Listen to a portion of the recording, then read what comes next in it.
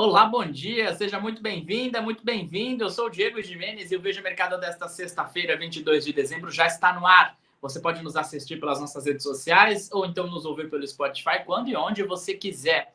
Não deixe de conferir também o Veja SA, o nosso programa semanal de entrevistas com os principais executivos das grandes empresas do país. Todos os episódios desta temporada estão disponíveis no nosso canal no YouTube.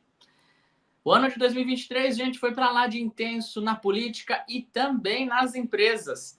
O novo governo tomou posse em janeiro, cercado de desconfiança do mercado financeiro, mas encerra o ano com as aprovações do novo arcabouço fiscal e da reforma tributária também.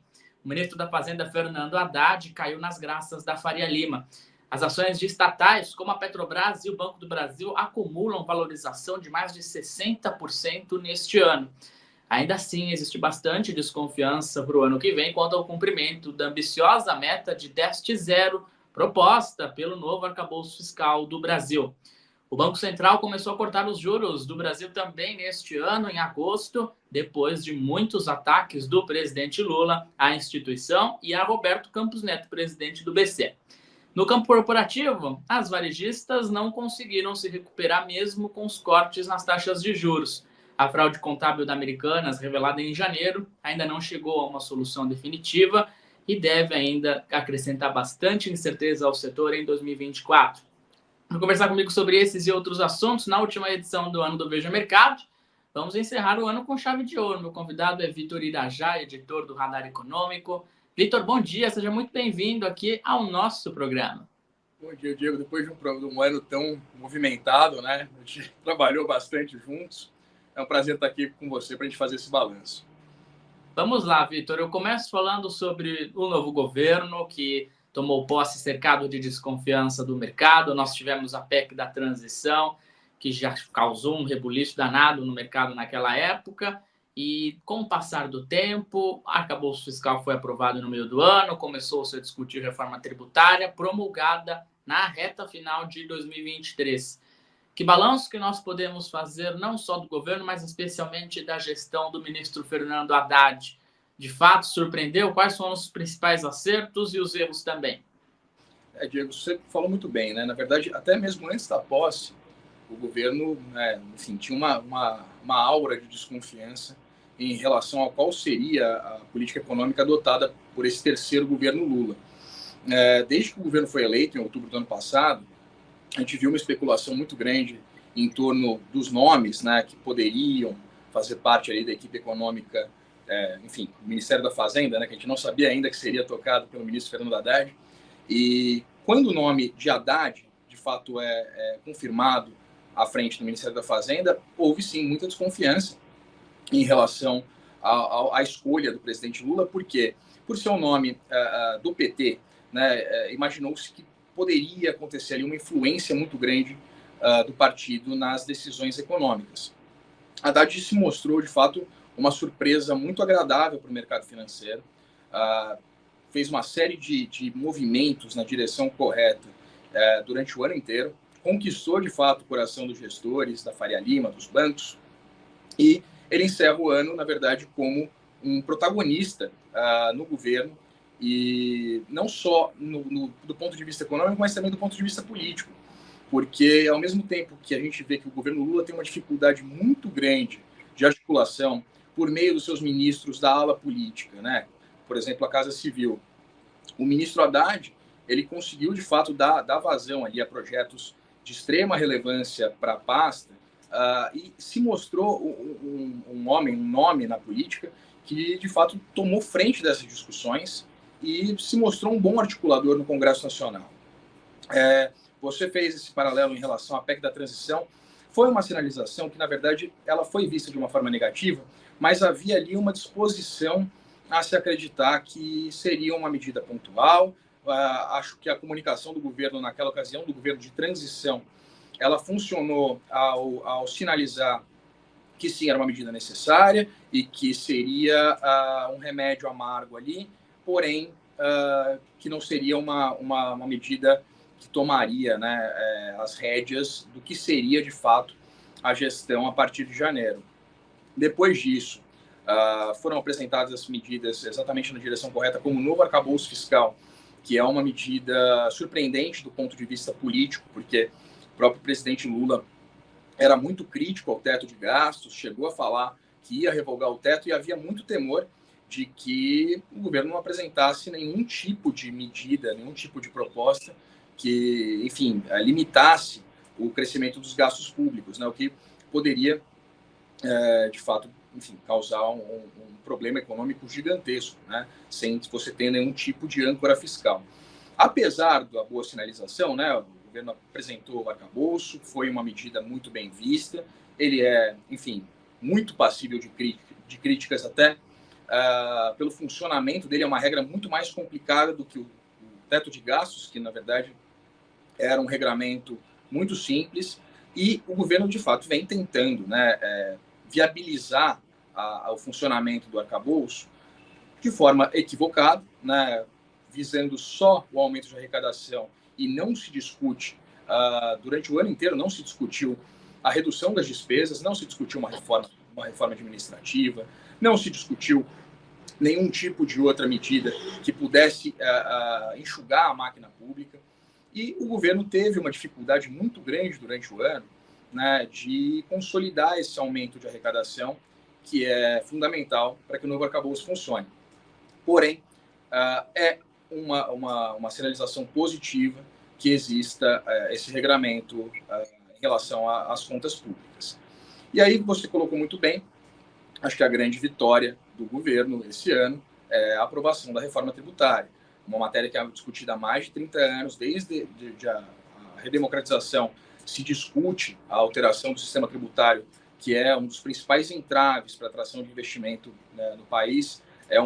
Enfim, a gente sabe que o sistema tributário, até tem economistas que brincam, né, do manicômio tributário do país. É uma matéria também que foi muito modificada pelo Congresso Nacional. A gente viu que tiveram algumas alterações ali que não foram positivas do ponto de vista do texto inicialmente apresentado, mas, sem dúvida, é uma medida na direção correta, é uma vitória histórica desse governo. A gente viu a aprovação, né, parecia um clima né, que dá o tom do tamanho da matéria na promulgação durante essa semana. Portanto, o grande vitorioso do ano, o grande nome do ano no governo Lula é o de Fernando Haddad, que começa com desconfiança e conquista confiança tanto do mercado quanto da sociedade e vem colhendo bons resultados.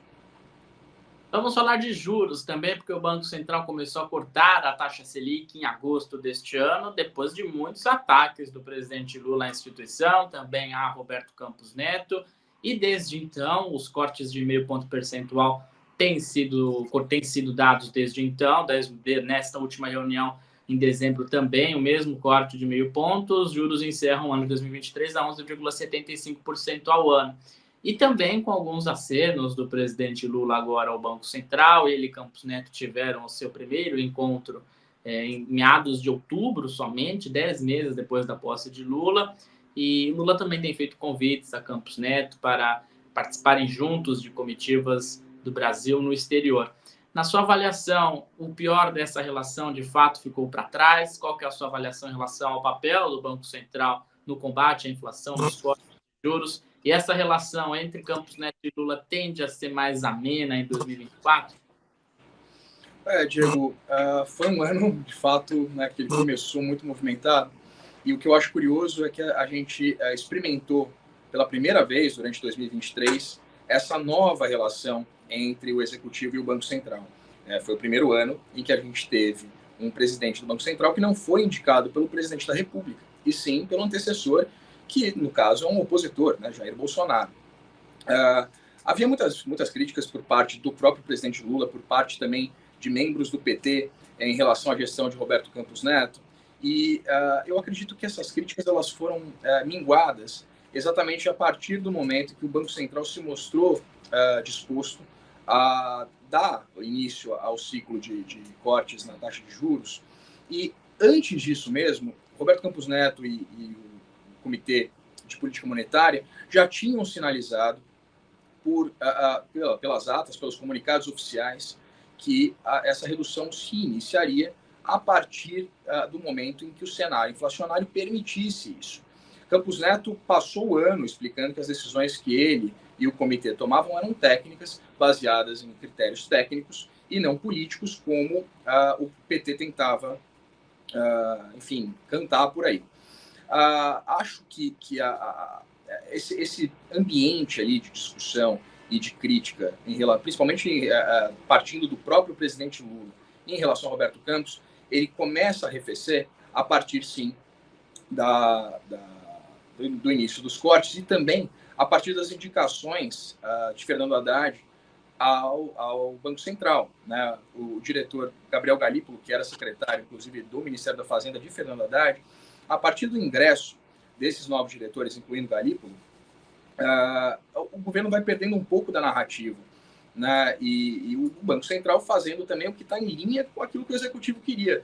Então, não fazia mais muito sentido, apesar de ainda existir, né, ainda existirem quadros do governo e do PT que criticam Roberto Campos, agora estão falando que, né, queriam um volume mais célere, mais rápido na redução dos juros, cobrando por uma redução de 0,75 nessa última reunião do Copom, por exemplo.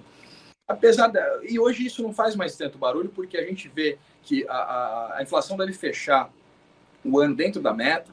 Então, acho que esse discurso ele perdeu um pouco de penetração perante a própria população brasileira, que não sente de uma forma tão agressiva os efeitos da inflação. Lula, eu comentei isso muito durante o ano. Lula ele buscava uma justificativa para caso o governo colhesse uma derrota, né, nos números da economia desse ano, que não aconteceu.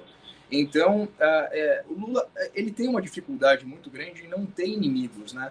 A gente vê que ele fomenta ainda, ele relembra, apesar de o governo sinalizar reconstrução e união, Lula não perde a oportunidade ali, principalmente quando fala de improviso, de dar uma alfinetada no ex-presidente Jair Bolsonaro, de trazer Bolsonaro para o debate. E ele tentou fazer isso com Roberto Campos não respondeu durante o ano. Enfim, fez uma gestão muito coerente e muito aberta, né, muito transparente em relação à política monetária do país. E encerramos o ano com a inflação na meta. E, de fato, o trabalho em conjunto entre as medidas que o Ministério da Fazenda, enfim, conseguiu aprovar, conseguiu dar vazão no Congresso Nacional. Isso foi, inclusive, sinalizado pelo próprio Banco Central em relação a vamos dizer assim, uma base para que se conseguisse dar início e dar vazão ao início da redução dos juros.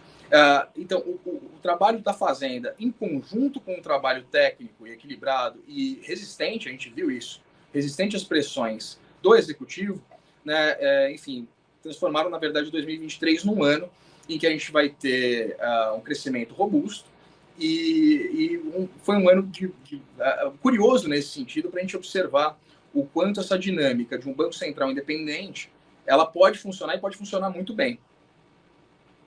Certo, Vitor. Falamos muito de política aqui, mas o ano de 2023 no campo das empresas também foi bem agitado. Tivemos empresas relevantes, conhecidas do grande público, entrando em crise, ingressando com pedidos de recuperação judicial, desde Americanas, em janeiro, em razão de uma fraude contábil, passando também por outras empresas como a Light, a distribuidora de energia do Rio de Janeiro, a South Rock também, que administra as redes Subway e Starbucks aqui no Brasil, e a 123 Milhas também no campo do turismo. Que balanço você faz desses processos, dessas recuperações que se estenderam ao longo do ano? E mais, pensando em 2024, os cortes de juros, eles podem aliviar um pouco a pressão sobre essas companhias? Sem dúvida, Diego. A gente viu, né? Você fez um belo retrospecto ali de várias empresas que, enfim, entraram em recuperação judicial, mas de fato mais atingido. A gente sabe que foi o setor do varejo, né? A gente iniciou janeiro com aquela bomba que o ex-CEO da Americanas, que ficou, enfim, pouco mais de uma semana no cargo, o Sérgio Rial, trouxe à tona. Foi, de fato, uma bomba para o mercado. Havia muita dúvida ainda, havia muita desconfiança do quanto o descalabro contábil nas Americanas impactaria o mercado. Houve um impacto significativo, porém, não foi aquele cenário de caos que se previa num primeiro momento. sim, a continuidade da redução das taxas de juros, acredito que vai representar um alívio ali para as varejistas, mas eu acho que o caso Americanas trouxe à tona um modelo de negócios que enfim, é discutível, na verdade, mas o caso Americanas, ele joga a luz sobre essa questão de antecipação de recebíveis, etc., que, de fato, se mostrou uma prática premente no mercado varejista. Claro que o caso Americanas, enfim, é de um colosso, né? É um caso gigantesco, uma fraude contábil que vai enfim, vai se reavaliando o tamanho dela desde o primeiro momento. Começou em coisa de 20 bi, já estamos quase em 50 bilhões de reais nesse rombo contábil. Só que, assim, durante todo o ano a gente viu, inclusive, um desenho, né, interessante em relação às estratégias dos credores, né? Estou falando dos grandes bancos, em relação ao que aconteceu na Americanas. A gente viu uma resistência muito grande do Santander no primeiro momento em relação às negociações com a varejista e depois, junto com o Santander, o Safra, né? No final desse ano, inclusive, num movimento surpreendente, né? Depois do Safra, enfim, prometer judicializar a questão da recuperação judicial da Americanas, eles acataram um plano que foi aprovado agora durante a semana. Então, na verdade, eu acredito que ano que vem a gente ainda vai ter uma discussão muito premente em relação ao mercado varejista como um todo. O cenário ainda não é, enfim, assim, positivo, né, necessariamente.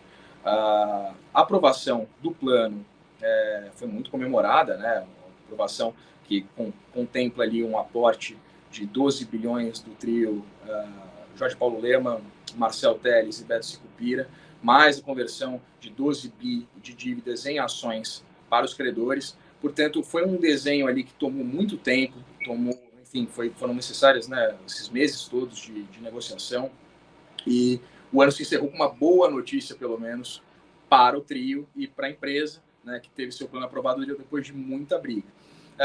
Fora Americanas e o mercado de varejo como todo, você comentou muito bem, né, a gente teve um ano de muita dificuldade ali, você relembrou o caso da Light, que envolve, inclusive, uma outra questão que é muito relevante, né, uma empresa com concessão pública de iluminação aqui no Rio de Janeiro, que, enfim, brigou, na verdade, durante o ano inteiro para tentar ali negociar com seus credores e também não interromper, não perder a concessão dos serviços de luz aqui no Rio. Então, 2024 vai continuar sendo um ano desafiador nesse sentido. Sim, as perspectivas de melhora, elas existem com a redução das taxas de juros, mas não vai ser um cenário, né, assim, tão positivo no ano que vem. Eu não espero um cenário tão positivo para o ano que vem, porque a ressaca também desse ano, que foi muito movimentado nesse sentido, principalmente de empresas entrando em recuperação judicial, entrando com seus pedidos de recuperação judicial, ele ainda vai se arrastar ao longo de 2024. Tá certo, Vitor. Obrigado não só pela sua participação aqui no Veja Mercado de hoje, mas pela parceria ao longo do ano no Veja Mercado, no Veja SA, no Radar Econômico. Obrigado mesmo, de verdade, e muito sucesso para nós em 2024. Diego, eu só te prometo uma coisa, a gente vai ter muito trabalho em 2024. Muito. E realmente estou animado para a gente continuar esse bom trabalho que a gente faz aqui, sempre com bastante garra, bastante afinco e também, né, se divertindo um pouquinho também. É isso, vamos juntos, vamos nessa. Conto com você, viu? Até mais. E é isso, gente. Ponto final nesta que foi a última edição do Veja Mercado em 2023. Eu quero agradecer primeiramente a você que nos acompanha aqui todos os dias, diariamente, no nosso canal no YouTube, no Spotify. E vai parecer redundante, mas 2023 foi um ano para lá de intenso e muito maluco, principalmente para nós do Veja Mercado. Iniciamos o ano com um boletim no final da tarde, como você bem acompanhava, e no meio do ano, em junho, passamos para as manhãs, antes da abertura da Bolsa de Valores, e com entrevistas exclusivas com autoridades do governo, ex-ministros de Estado e economistas de grandes bancos. Os nomes mais renomados do mercado vieram aqui ao nosso programa para discutir economia e mercado financeiro conosco. Então, obrigado a você, obrigado à direção da revista Veja por ampliar o espaço de discussão de economia e negócios aqui também em vídeo, em audiovisual, também por áudio. E eu conto com todos vocês em 2024. O Veja Mercado volta com edições inéditas no próximo dia 8 de janeiro. Portanto, te desejo um Feliz Natal, um próspero 2024 e nós nos encontramos aqui no próximo ano. Até lá!